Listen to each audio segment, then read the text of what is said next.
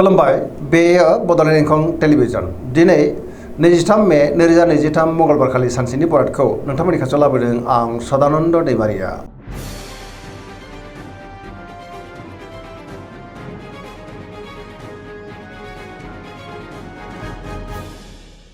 सिगां फरायनो लादों मेष राशि गिबि हांखो अ ल दिनैनि साना जोबोर मोजां सुथुरखौ दिनै गोरलैयैनो फेजेननोबो हागोन जेरावबो दिनै देरहासारगोन आरो जेनिबो आंखाल जानाय नङा गुबुनजों मोजां सोमोन्दो लाखिनोबो रोंगोन बहाबा दावबायनो एबा हान्थिनो खाबु मोननो हागौ आरो मोजाङैनो हान्थिनोबो हागोन सिगांनि बबेबा आद्रा खामानिखौबो दिनै मावफुंनो हागोन गोसोआ दिनै जोबोर गोजोनगोन देहाया मोजाङैनो थागोन अब्लाबो नाथाय जानाय लोंनायाव सांग्रां जानांगोन गुबुननिफ्राय मोजां खौरां मोननोबो हागौ रांखावरियाव दिनै जोबोर मोजां होनजायो आयाबो बांनो हागौ बेफार फालांगियाव दिनै जोबोर मोजां मुलाम्फा मोननो हागोन सोरजोंबा बाख्नाय जानोबो हागौ न'खराव बिसि फिसायनि गेजेराव अननानै फैगोन बिमा बिफानि अननाय आरो बोरखौ दिनै मोननो हागौ गुबुननि गोसोखौ गोरलैयैनो बोनोबो हागोन गोसोनि बोलोआबो बांगोन समाजाव दिनै बयजोंबो मान होजागोन लाइमोनफ्रा जोबोर रमान्टिक जागोन आरो गावबा गावनि गोसोनि साननायफोरखौ फोरमायलायनोबो हागोन धोरोमारि बिथिङावबो दिनै गोसो दुंखांनो हागौ पजिटिभ एनार्जिनि गोहोम गोग्लैगोन सरासनस्रायै दिनै साना जोबोर मोजां आरो मोजाङैनो बारग'लांगोन।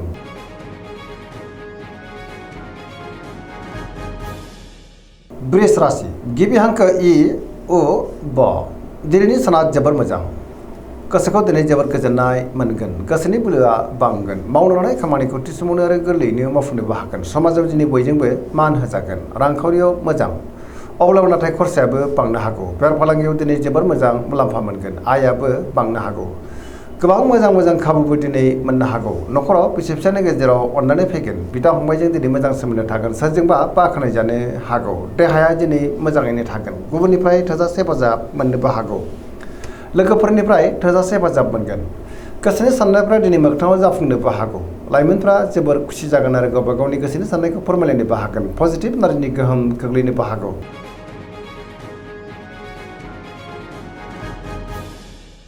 मिथुन राशि गिबि हांखो ख स दिनैनि साना जोबोर मोजां गोसोआव पजिटिभ साननाय फैगोन गोथों आरो गोग्गो साननो रोंगोन गियाननि आंखाल जानाय नङा गोबां बिथिङावनो जाफुंसारगोन गोसोआ दिनै जोबोर खुसि जागोन गुबुननि थाखाय गोबां मोजां खामानि मावनानै होनोबो हागोन गोबां मोजां खाबुबो दिनै मोननो हागौ देहाया मोजाङै थागोन अब्लाबो नाथाय जानाय लोंनायाव सांग्रां जानांगोन रांखावरियाव मोजां बेफार फालांगियावबो मोजां होनजायो न'खराव दिनै अननानै फैगोन गोसोनि बोलोआ बांनो हागौ मावनो लानाय खामानिखौ थि समावनो आरो गोरलैयैनो मावफुंनोबो हागोन सोरबा लोगोनिफ्राय दिनै थोजासे अनसायनायबो मोननो हागौ सोरजोंबा बाख्नाय जानोबो हागौ गुबुनजों दिनै मोजां सोमोन्दो लाखिनोबो रोंगोन लाइमोनफोरनि गोसोआ दिनै जोबोर रमान्टिक जागोन आरो गावबा गावनि गोसोनि साननायफोरखौ फोरमायलायनोबो हागोन।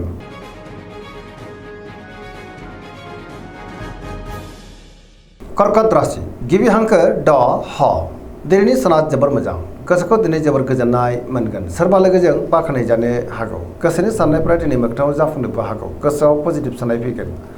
गोथों आरो गोग्गो साननो रोंगोन मावनो लानाय खामानिखौ थि समावनो आरो गोरलैयैनो मावफुंनोबो हागोन रांखावरियाव जोबोर मोजां होनजायो अब्लाबो नाथाय खरसायाबो बांनो हागौ बेफार फालांगियाव दिनै जोबोर मोजां मुलाम्फा मोनगोन गुबुनजों मोजां सोमोन्दो लाखिनोबो रोंगोन न'खराव बिमा बिफानि अननाय बोरखौ मोननो हागौ समाजाव लोगो लेवा बांगोन देहाया मोजाङैनो थागोन गुबुननिफ्राय दिनै थोजासे हेफाजाब मोननानै गोसोआ दिनै जोबोर गोजोनगोन समाजाव बयजोंबो मान होजागोन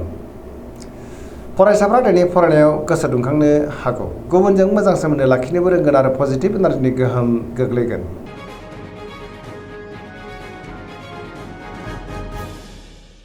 सिंह राशि गिबि हांखो म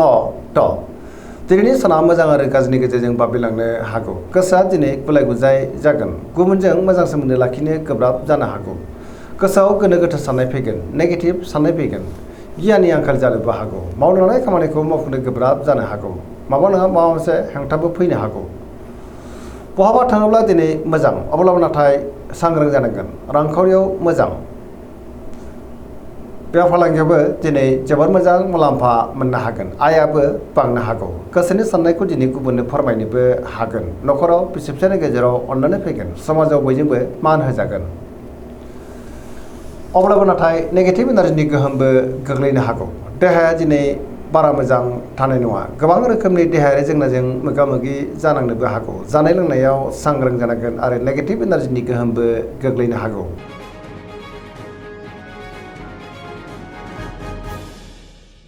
कन्या राशि गिबि हांखो फ ट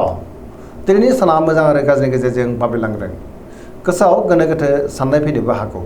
गियाननि आंखाल जानोबो हागौ गोथों आरो गोग्गो साननो रोंनाय नङा रांखावरियाव मोजां अब्लाबो नाथाय खरसायाबो बांगोन बेफार फालांगियाव मोजां होनजायो देहाया दिनै बारा मोजां थानाय नङा गोबां रोखोमनि देहायारि जेंनाजों मोगा मोगि जानांनोबो हागौ न'खराव अननानै फैगोन गोबां खामानियाव दिनै मुखुबबो थानांनो हागौ सोरजोंबा रायखोमा जानोबो हागौ नेगेटिभ एनार्जिनि गोहोम गोग्लैगोन सेंग्रा सिख्लाफोरनि गोसोआ दिनै जोबोर आला खाला जागोन आरो गावबा गावनि गोसोनि साननायखौ फोरमायनो गोब्राबबो जानो हागौ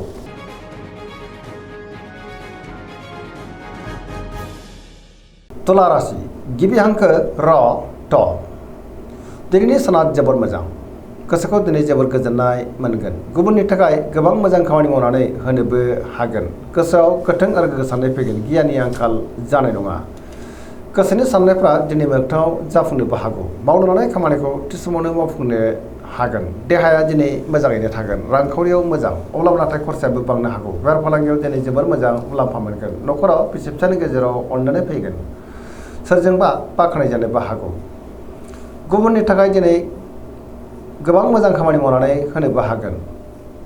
लोगोफोरनिफ्राय थोजासे हेफाजाब मोननो हागौ गोदान थांखि लानो रोंगोन सेंग्रा सिख्लाफ्रा दिनै जोबोर रमान्टिक जागोन आरो गावबा गावनि गोसोनि साननायखौ फोरमायलायनोबो हागोन पजिटिभ एनार्जिनि गोहोम गोग्लैनोबो हागौ धोरोमारि बिथिङावबो दिनै गोसो दुंखांगोन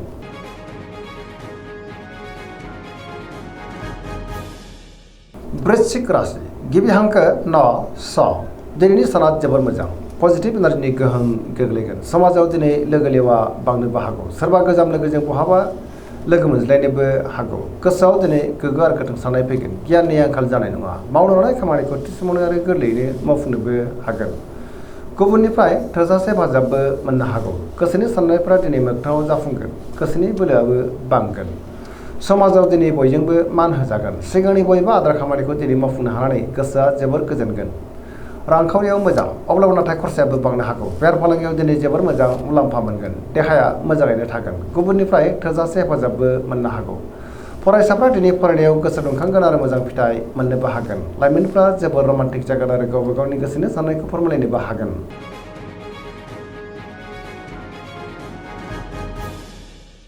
धनु राशि गिबि हांखो ढ फ भ दिनैनि साना मोजां आरो गाज्रिनि गेजेरजों बाबेरलांनो हागौ गोसोआव गोनो गोथो साननाय फैनोबो हागौ मावनो लानाय खामानिखौ थि समावनो मावफुंनो हागोन गोसोनि साननायफ्रा नाथाय अब्लाबो देबार नांनो हागौ रांखावरियाव बारा मोजां नङा नाङा फाङा खरसायाबो बांनो हागौ बेफार फालांगियावबो दिनै बारा मोजां नङा होनजायो देहाया नाथाय मोजाङैनो थागोन समाजाव लोगो लेवा बांगोन आरो बयजोंबो मान होजागोन बहाबा हान्थियोब्ला दिनै मोजाङैनो हान्थिनो हागोन सोरजोंबा रायखोमा जानोबो हागौ गुबुननि थाखाय नाङा फाङा जेंनायाव गोग्लैनांनोबो हागौ लाइमोनफोरनि गोसोआ दिनै जोबोर आला खाला जागोन नेगेटिभ एनार्जिनि गोहोमबो गोग्लैनो हागौ सांग्रां जानाया गाहाम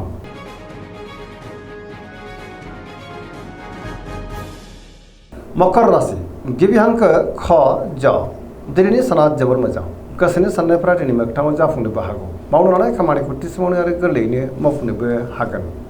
रांखावरियाव दिनै जोबोर मोजां अब्लाबो नाथाय खरसायाबो बांनो हागौ बेफार फालांगियाव दिनै जोबोर मोजां मुलाम्फा मोनगोन गोसोजों गोसो जोबोर गोजोनगोन बेफार फालांगियाव जोबोर मोजां गुबुननि थाखाय गोबां मोजां खामानि मावनानै होनोबो हागोन सोरजोंबा बाख्नायजानो हागौ मोनफ्रोमबो खामानियावनो दिनै जाफुंसारगोन आरो गोदान खामानियावबो आखाइ होजेननो हागोन न'खराव बिसि फिसानि गेजेराव अननानै फैगोन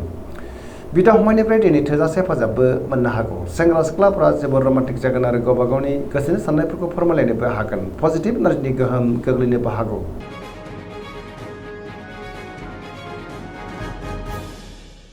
कुम्भ राशि गिबि हांखो ग स दिनैनि साना जोबोर मोजां गोसोखौ दिनै जोबोर गोजोननाय मोनगोन सोरजोंबा बाख्नायजानो हागौ गोसोआव गोथों आरो गोग्गो साननाय फैगोन गियाननि आंखाल जानाय नङा मावनो लानाय खामानिखौ थि समावनो आरो गोरलैयैनो मावफुंनो हानानै गोसोआ दिनै जोबोर खुसि जागोन सोरबा लोगोनिफ्राय मोजां खौरां फैनोबो हागौ समाजाव बयजोंबो मान होजागोन गोबां मुंदांखा सुबुंजों दिनै लोगो मोनज्लायनो हागौ रांखावरियाव मोजां अब्लाबो नाथाय खरसायाबो बांगोन बेफार फालांगियाव मोजां होनजायो देहाया दिनै मोजाङैनो थागोन नखराव बिसि-फिसायनि गेजेराव अनलायनाय फैगोन। गुबुननिफ्राय दिनै थोजासे हेफाजाबबो मोननो हागौ। बिमा-बिफानि अननायफोरखौबो दिनै मोननो हागौ।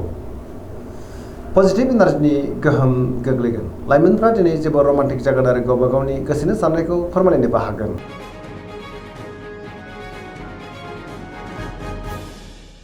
मीन राशि गिबि हांखो ड स। दिनैनि साना मोजां आरो गाज्रि गेजेरजों बाबेनलांनो हागौ। गुबुननि थाखाय दिनै नाङा-फाङा जेंनायाव गोग्लैनांनोबो हागौ। गोसोआव गोनो-गोथो साननाय फैगोन। गियाननि आंखाल जानो हागौ। गोसोनि बोलोआ लोरबां जागोन। गावनि गोसोनि साननायखौ गुबुननो फोरमायनो गोब्राब जानोबो हागौ। देहाया मोजाङै थागोन। अब्लाबो नाथाय जानाय लोंनायाव सांग्रां जानांगोन। रांखावरियाव बारा मोजां नङा। नाङा-फाङा खरसाया बांनो हागौ। बेफार फालांगियावबो दिनै बारा मोजां नङा होनजायो। नखराव अनलायनाय फैगोन। बिमा-बिफानि अननायफोरखौ मोननो हागौ। लाइमोनफ्रा दिनै जोबोद आला-खाला जानोबो हागौ। नेगेटिभ एनार्जिनि गोहोमबो गोग्लैनो हागौ। सांग्रां जानाया गाहाम। दिनैनि राशि फरायनाया एसेनोसै। जोबनायाव बेखौनो खावलायो जाहाथे नोंथांमोना सानफ्रामबो जोंनि बे बड'लेण्ड इंखं टेलिभिजनखौ नायबाय थायो आरो साबस्क्राइब खालामो, लोगोसे लाइक खालामो आरो शेयार खालामो। एसेनोसै, गोजोन्थों।